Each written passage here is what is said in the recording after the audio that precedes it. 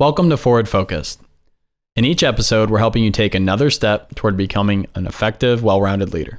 I'm your host, Jon Reusch, and in today's episode, I'm sitting down with the one and only Mr. Dan Gaken. He's the director of the Sarah Opperman Leadership Institute at Central Michigan University. This one's near and dear to me. Dan is a dear mentor and friend and a role model of mine. And I got to sit down and interview him about his leadership approaches, his style, the ups and downs of running an organization for nearly 2 decades.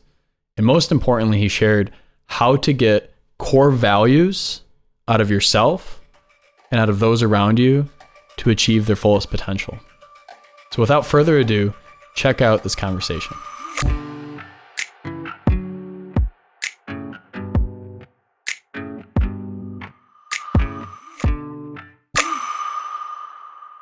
All right. Well, I am absolutely thrilled today to be talking with you.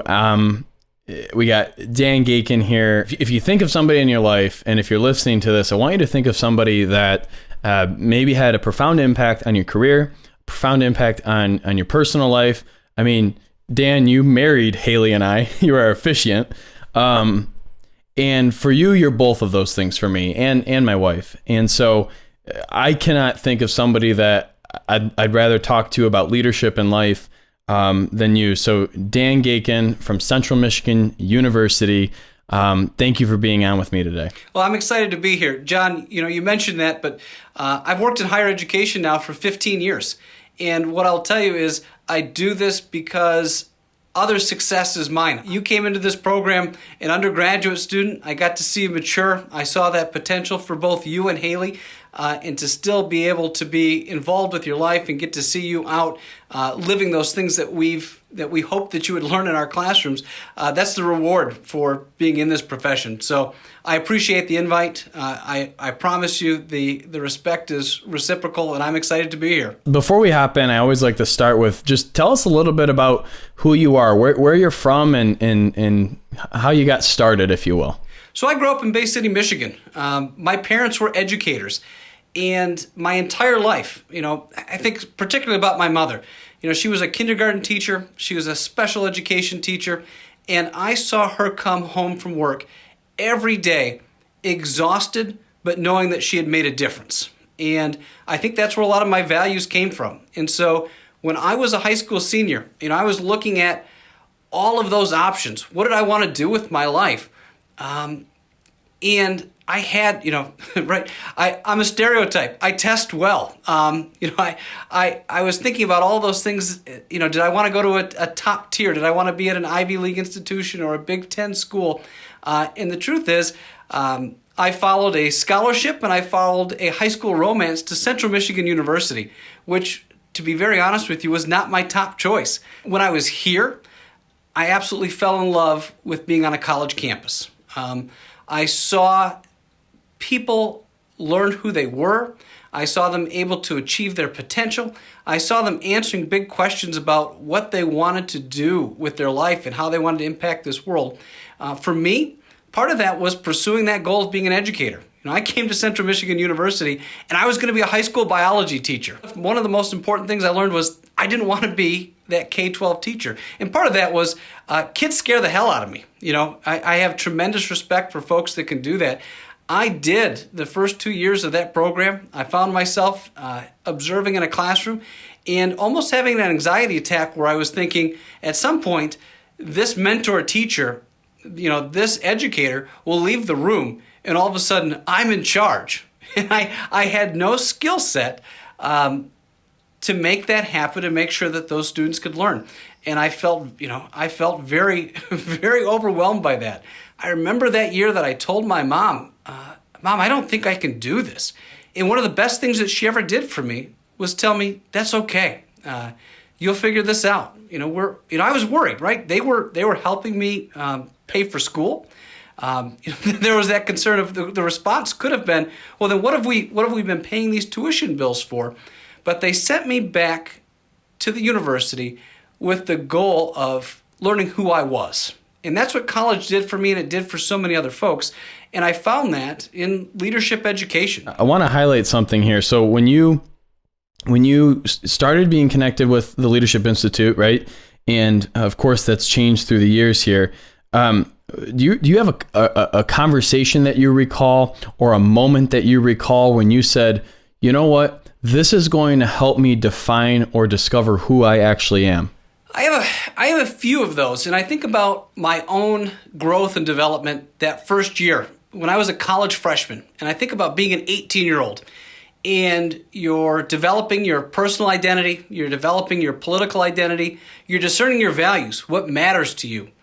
And I remember being with this group of scholars, and I was a part of what we call our Leader Advancement Scholar Cohort. Today, we have more than 2,500 students from across the country that apply to be a part of our program.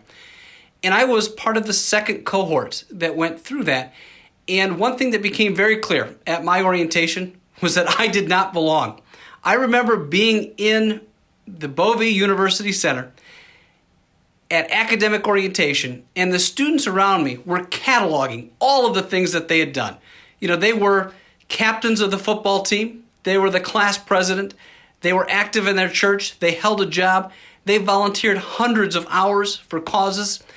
And I remember thinking, I don't stack up with these folks. And I remember coming into that first semester with that, that questioning my self-worth, that sense of belonging. It may have even been an imposter syndrome as I looked around and I saw these incredibly bright, high achievers, and I wasn't sure that I could hold my own with them. And I remember in those first 2 weeks, there were a couple of moments where I think my intent crystallized, where I could see myself fitting in. And so my freshman cohort, we went off into the woods. I was having an awful time. I didn't know that I belonged. We were camping, and by camping I mean we were staying in cabins, but it was too outdoorsy for me.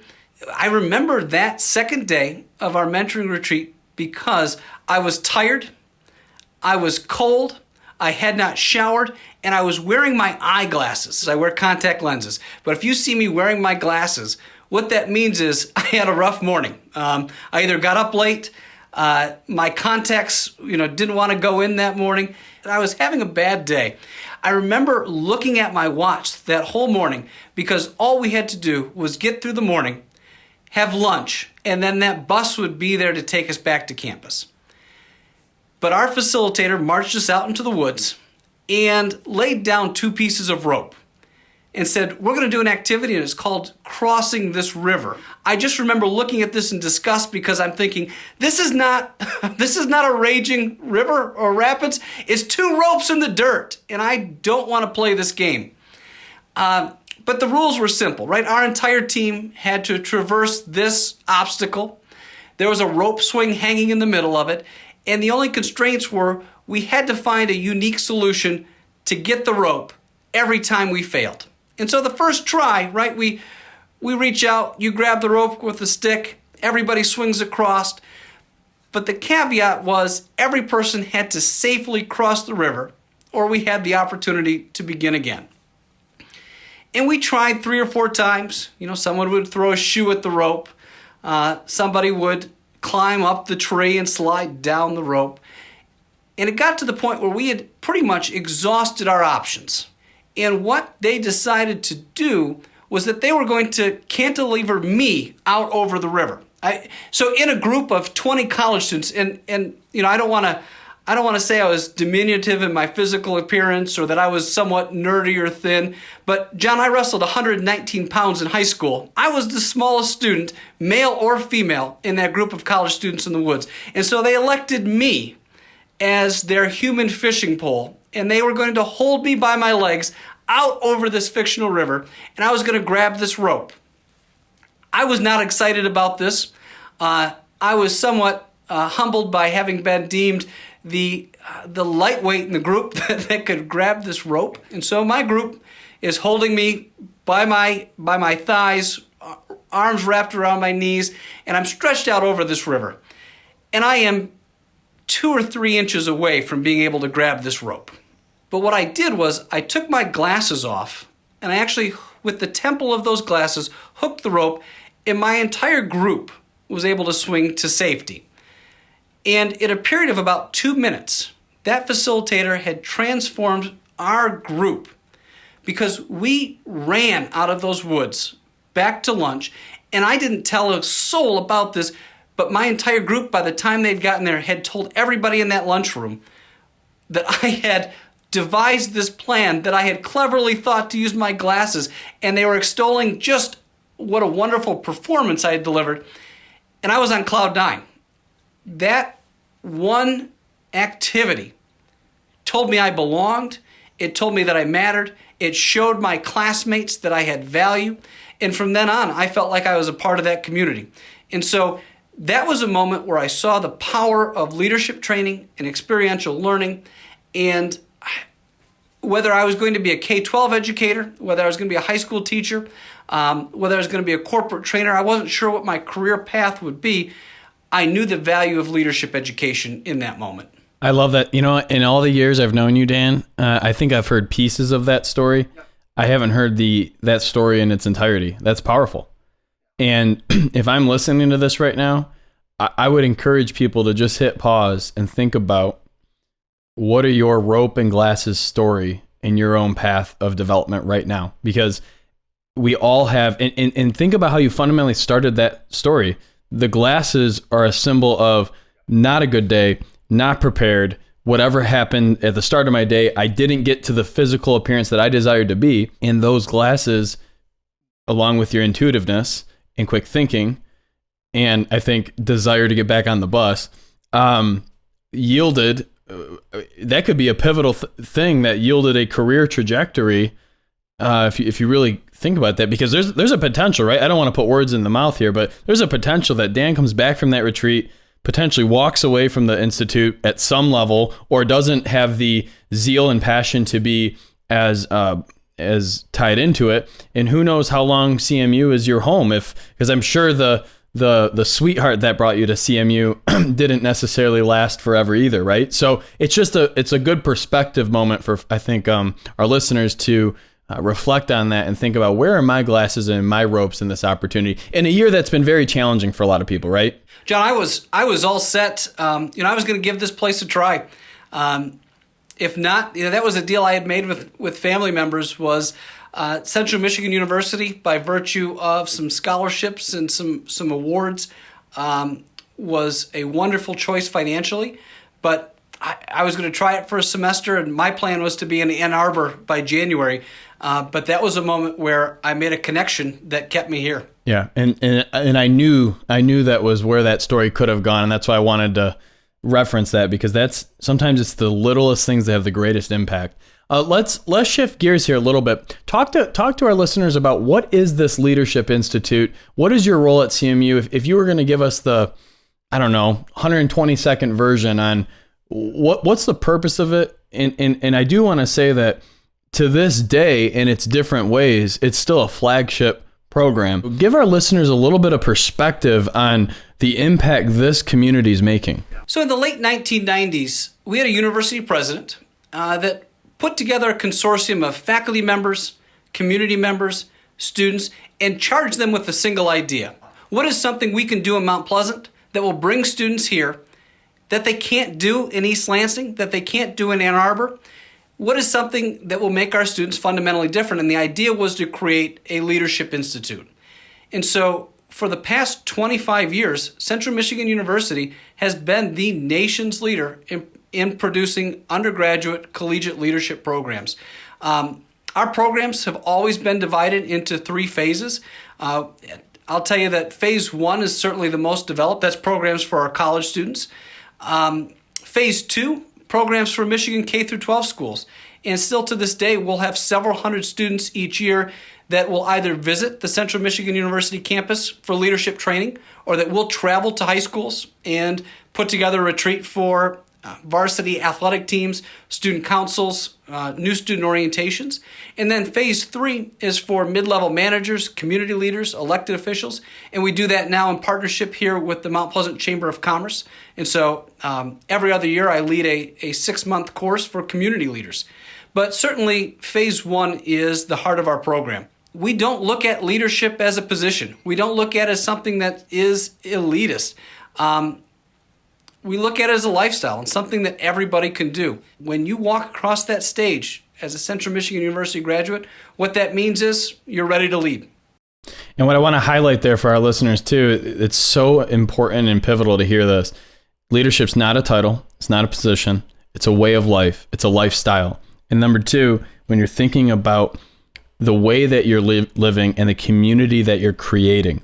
So if I'm a non-for-profit, if I'm a one-man band that's every aspect of your business, or maybe you're a small team that's looking to go to the next level in your business, you want to think about your culture. You want to think about your community. You want to think about your clear vision of where you're heading.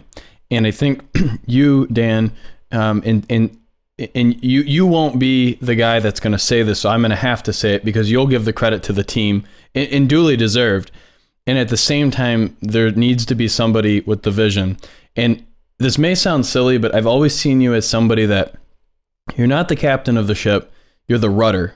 If that rudder's off, even by 1 degree, you won't necessarily notice it on the first day of sailing, but a week or two into that trip, and let alone a month, you'll be completely off course. And the rudder is completely constantly making these little changes, these little tweaks, these little adjustments to make sure that that ship gets where it needs to be.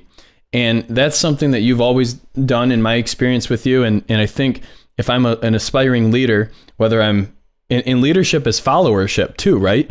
You're not a leader without followers. And that's the other piece that sometimes people maybe look over or gloss over. So I wanted to highlight, it's about sense of community, and it's about purpose and direction. And it's recruiting people to, a cause bigger than any one person, right? It's a common cause that we're moving toward. One thing that you talked about, and I'd love for you to plug this if you could, but I want to make sure you get public. I always say Dan Gaken Leadership Institute when I do an activity around core values. Give our listeners a 40-second overview of what this activity is, and potentially maybe they could reach out for you to facilitate something for them, because I know it's something that you taught me specifically how to do, to deliver it consistently, and I've probably delivered it over 50 times now at all levels. And so there's people who've heard Dan Gaken's name before, and I know you didn't necessarily create, but the way you structured it with the cards is yours. So can you tell the audience what that is? I might even start first with a reading recommendation. And so if folks are out there are readers, if you want to get a handle on this, the activity that Jon is referencing, I created after I read Rushworth Kidder's book, How Good People Make Tough Choices. And at its essence, that is leadership, right? I would like to think that all of us can make the decision between right and wrong. It's when we're forced to choose between two rights. That's when leadership gets tough. I could make a list 100 words long, Jon, that you and I would say are values. Things like love or faith or wisdom or knowledge, life, beauty, all of those things that you would look at and have a positive association with. They're a value. But is that how you live your life? And what Kidder says is that, there are a couple of ways for us to ascertain what is a core value. One is that it's acted upon repeatedly, and I mentioned that. The second, it's freely chosen. Right, Jon, you and I share a lot of values because we share a lot of experiences. But every person for themselves needs to determine what their own values are. And they get those from their faith, they get those from their family, they get those from their lived experiences, which is why folks' values change as they learn about and share experiences with others. But I can't tell you what to care about. You need to decide for yourself what matters to you. And so our values are freely chosen. The next is that they're prized, right? They matter. Jon, I'm not perfect. I've made mistakes. I've done things that probably don't align with my core values. And I know that because it hurts. And I know that because I work to align my behavior in the future with those values. That's how I know it is one of my core values. And the last one is, Kidder says that we will state them publicly, that we are okay standing up and saying, this is who I am. This is who I want to be, and this is what I care about. And so after I read that book, How Good People Make Tough Choices, I wanted to give students, I wanted to give workshop participants an opportunity to do some of that practice work, to think about who they were and what are those values that are essential to them, that are their core, that are their rock. And so what we do is we start with a deck of cards. And, the current set that I'm on now, John, you've seen a couple iterations of this, it's 50 cards. And I've put words on there that commonly folks will tell me are their values. I've also got some blank cards in every deck because I couldn't pretend to create a list that's exhaustive. But what we do is we go through a couple of rounds, and I make folks rip those cards in half. And the first rounds are relatively painless. I can throw away education, even though I'm an educator, because I'm going to hold that card that says wisdom and knowledge. But after a few rounds, that rationalizing doesn't work. And folks need to ask those questions. Do I use this in my life? Is this who I am? And when it gets down to it, what I want is at the end of that activity for them to be holding 3 slips of paper. And it's amazing to see the connectivity. People have a response to throwing, and I tell people this, I said, hey, I'm not making you throw away your values, right? We're clear on this. It's a piece of paper, but it becomes so symbolic to them about what it means that it can be, almost a cathartic experience for them to throw away some of those values, but to hold those ones that they say are at their core, their essence, who they are. And so it's a wonderful activity. But going back to the Allen Iverson example, it's practice. It is just a piece of paper, but it's an opportunity for me to think critically about which of these matter to me, because when the stakes are higher, when my heart's beating faster, when life happens, I'll have thought about it in advance. Which matters more? Yeah, and to kind of land that plane, I think there's 2 things you said that I want to make sure I emphasize. Number one is the acted upon repeatedly. Sometimes when folks first have this notion of identifying core values, it's easy to get aspirational, and it's easy to say, this is what I would desire to be. And by the way, that's an important part of the process. However, when we really look at our core values, it's to your point earlier, what would the 5 people around you say? If I were to take the 3 you selected at the end of this exercise and not tell, somebody who these were aligned with, and I slid them across the table and they flipped them, would they say, oh, that's Dan Gaken? Dan Gaken comes to mind. And so that's a great reality check as a leader, as a follower, as just a human being, right? To say, am I truly moving toward whom I would desire to become, and one day earn the right to make that my core value? And that's how I look at it. And it's not like you do this activity once and you set it aside. It's an ongoing, to your point, practice. It's ongoing. It's something that, my wife and I, we have our core values on our cork board right by our mail where she would like me to sort our mail. And it states, it's there. And one of mine is being the best. And she struggled with it at first because she was like, what are you, that competitive that you got to be the best at everything? And I said, no, Haley, it's about being the best husband, being the best son, being the best leader to my organizations, being the best person that I can be. That matters to me, and I need to improve. And so that comes with collecting feedback and getting feedback. And so she was like, wow, I have a better understanding of why you're always striving to improve now. And it was powerful. And for her, it's friendship. One of her core values is friendship, a sense of belonging, being able to break bread, per se, which of course during a pandemic has been a challenge. So by me understanding that with her, there's ways that I can create that community. Maybe it's organizing a Zoom or a FaceTime call with her friends, and making sure she's hopping on that, or doing that with our family too over holidays. So I love that. I think that's a very important thing. And so to wrap a bow on that piece, if you're looking at how can I get a clearer picture of who I desire to be as a person, as a leader, in my organization, reach out to Dan, reach out to myself. We'll have stuff linked in the podcast. We'd be happy to help. It'd be our pleasure to help you get to the next level. Let's shift gears here, Dan. Somebody with your track record of nearly 2 decades now of the Leadership Institute and the ebbs and flows and some good years and not so good and different things like that. What is your biggest struggle right now as a leader, as we're positioning for you to enter the third decade of your leadership here at the LI? When you say what is your biggest struggle as a leader, I want to acknowledge that the things that I said are essential leadership are not easy to do. When I mentioned, keep your values at the center of what you do, making sure that you're creating value for others and putting their success as your goal, those are challenging traits as a leader. And I mentioned that I've worked here now as a student and as a professional for 20 years. John, I see you're wearing your CMU shirt today. Looks good on you. Always love to see that action C in the maroon and gold on folks.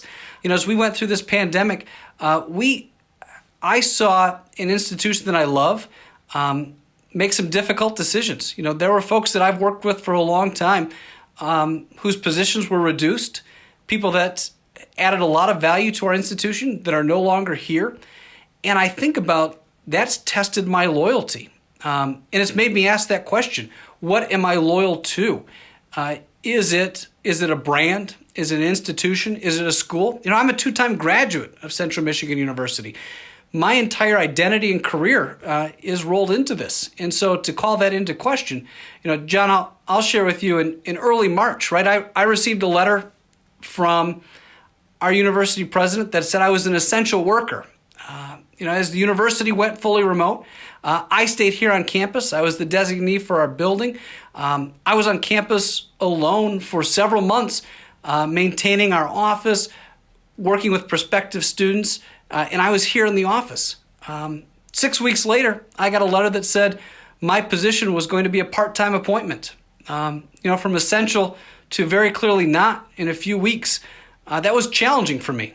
And at the same time, I've got a team of 12 professionals that look to me as their positional leader. And I've got to maintain face with them. I've got to make sure that they know they're involved in our decisions.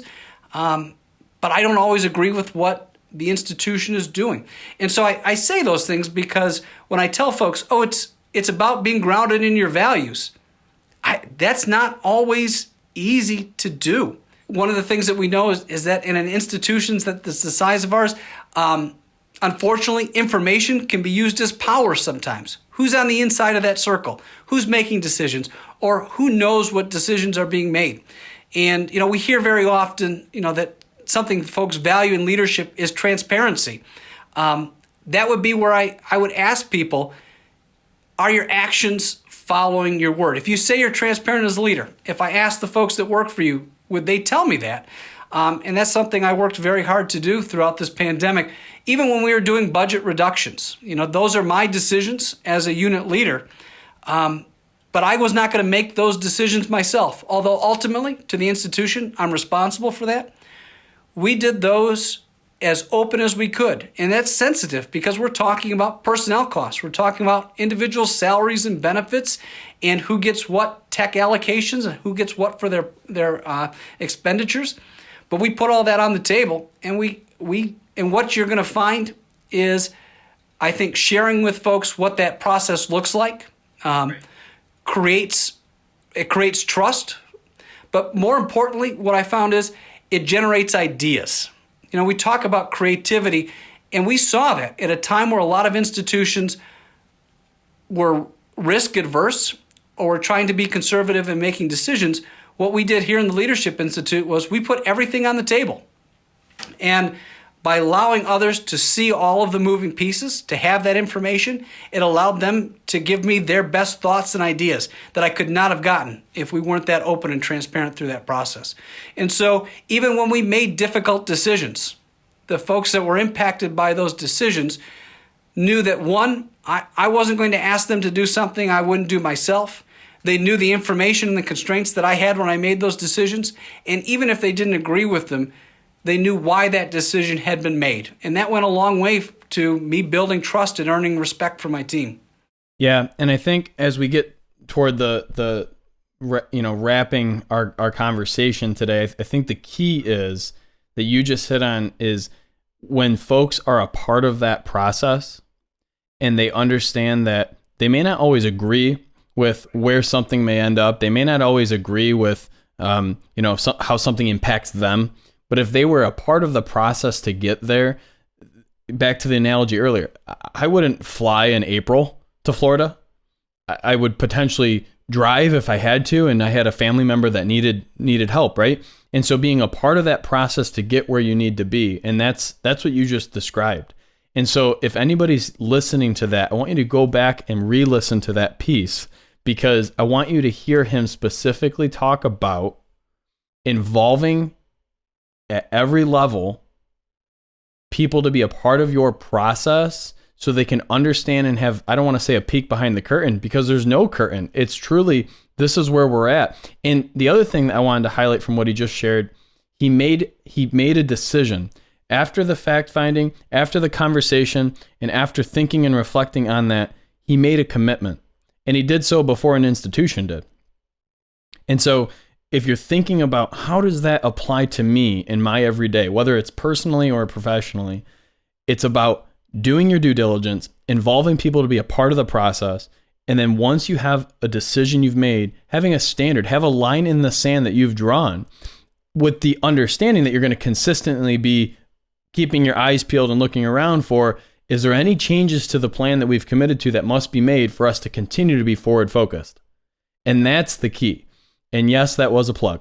So, Dan, I got two more questions for you as we kind of wrap today. The first would be, if I'm somebody that is, you mentioned a great book as a resource, but beyond that, is there any other place that you would send somebody to go to if they were thinking about improving their abilities as a leader? And specifically, I think in regards to how they communicate with others in this new virtual world, is there anything that comes to mind that you've ran across as a resource?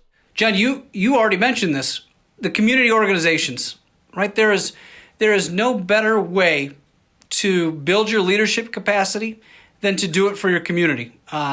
You mentioned when you move or get started, I think there's a lot of folks right now that are part of communities, and I don't know that we know the depth of what's happening in our own towns.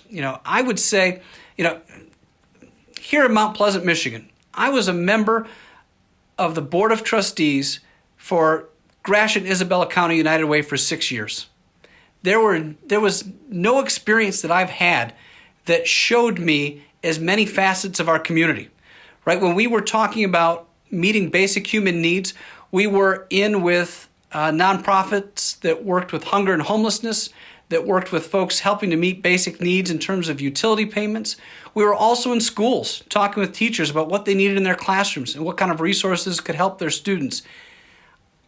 I saw both, on the spectrum of folks that have abundance and a community that has real need. I saw that.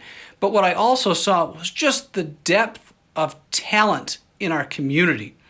The number of folks who are creative artists, the number of folks who have accounting skills, the number of folks who have, whether it's a truck or a property or something that they're willing to lend to help their neighbors, was humbling. But what I saw most of all was that there was what we became as an organization was the conduit to make those connections. And I saw the power in building capacity in others. I was actually a part of the Isabella United Way. And I was the governance chair when we merged with the neighboring county. And so there was a lot of banking. There was a lot of lawyers. There was a lot, as we merged one legal nonprofit into another. I think about the things that I can do now that I could not do 6 years ago in terms of reading financial statements or understanding how that process works. There are so many, in every community in this country, there are so many wonderful organizations. Some of those are faith-based, some of those are issue-based, some of those have a wonderful social component, your Lions clubs or those types of organizations.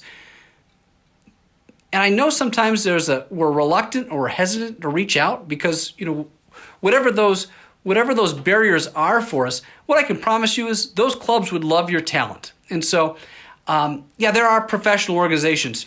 John, you and I have talked leadership a lot, but there's no better way to do it than to practice. Get in one of those organizations. They would love your talent. There's great mentors, and try that out. Now I've got a brother that lives in Austin, Texas, and he mocks what I do. He's like, oh, the leadership guy's here. And I understand that, right? And John knows my brother. That's why he's laughing. He can be pretty rough with his description of my profession. But to him and to a lot of folks, leadership is a book that you buy at the airport, right? And you know what I'm talking about. Those books that are on the end cap. And our profession's guilty of that. There are more than 900. And I've been using that statistic for about 10 years. So when I say this, odds are it's probably greater. But there are more than 900 published academic definitions of leadership. What does that tell you? It tells you we don't know what the hell we're talking about. If we can't agree on it, or at least narrow it down to less than 900, leadership can mean anything and everything to somebody. So what I've always advocated is that you need to be able to articulate what leadership means to you, to your community, to your profession, to your work, and then hone those skills.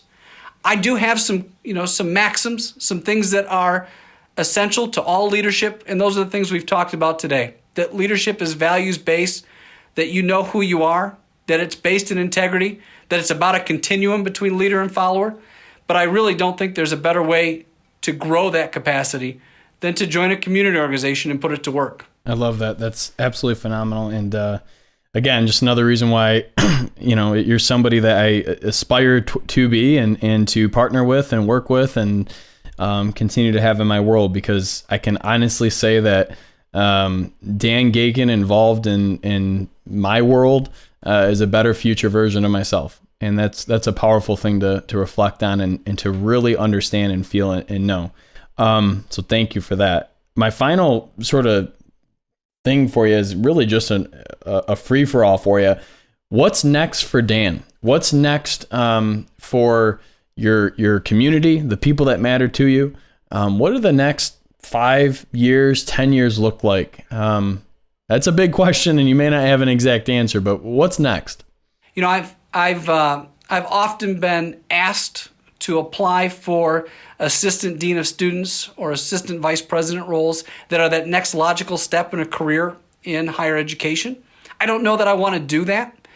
Anytime an organization grows, it changes the way that you do your work.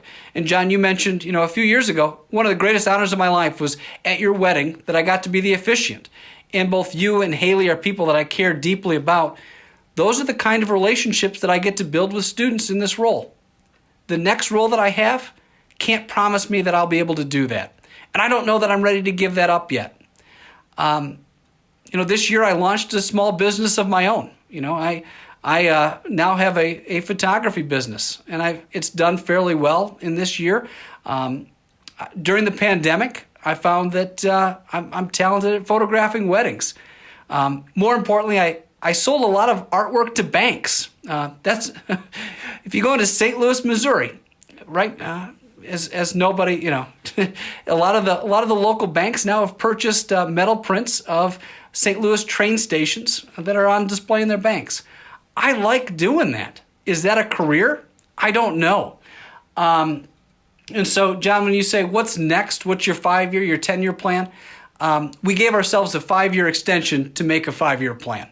I love that. And I wanted people to hear that. I think sometimes our conversations with leaders can get so caught up in the intentionality, the planning, the organization, the strategic thoughts.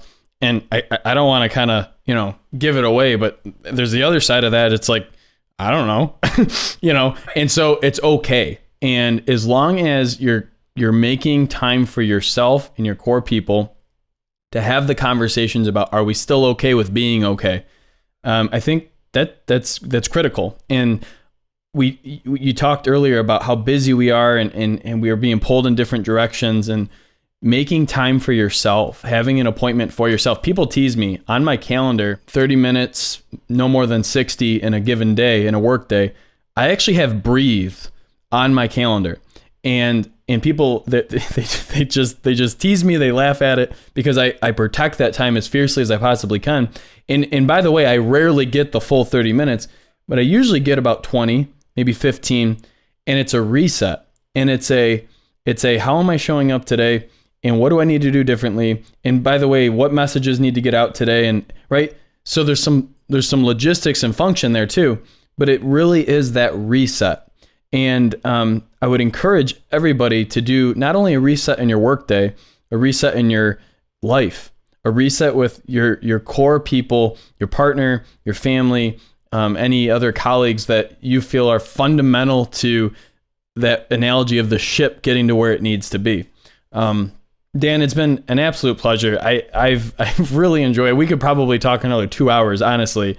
And maybe if there's enough cause for it, we'll do a round 2. But thank you sincerely. And from everybody at Forward Focused and deeply from myself and my wife, Haley, we want more Dan Gakens of the world. So, and that's what you're setting out to do each and every day. And for that, I applaud you and I tip my cap and thank you.